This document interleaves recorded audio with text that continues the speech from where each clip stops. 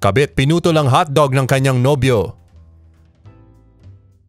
Ladies, kami pong mga lalaki ay minsan ay mga tanga at sinungaling. Pero hindi nyo basta-basta pwede gupitin ang mga hotdog namin. No, no, no. Isang may asawang lalaki sa Hangzhou, China ay umamin sa kanyang kabit na meron siyang pangalawang kabit habang sila ay nasa loob ng isang hotel. Patay ka dyan, sir. Nagkunwaring kalmado ang kabit at binigyan ng lalaki ng gamot. Ang galing nyo naman, sir, inumin daw ang gamot matapos mong umamin na may iba ka na. Ang lalaki na kilala lamang bilang Mr. Liu ay nakatulog sa gamot nang bigla siyang napasigaw sa sakit at ang nawawala niyang ahas. Nakita ng mga saksi ang nagdudugong Mr. Liu na nagkakandara pa sa isang eskinita at hinahanap ang kanyang bird bago siya nagtawag ng taxi. Ayon sa mga balita, hindi alam kung gaano kahaba ang natanggal sa talong ni Mr. Liu pero malamang ito na ang katapusan ng kanyang pambababae.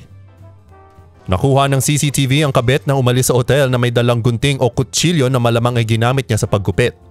Siya ay nakilala lamang bilang Miss Chang at siya ay kasulukuyang hinahanap ng mga pulis. Miss Chang, bilangin mo na ang araw mo.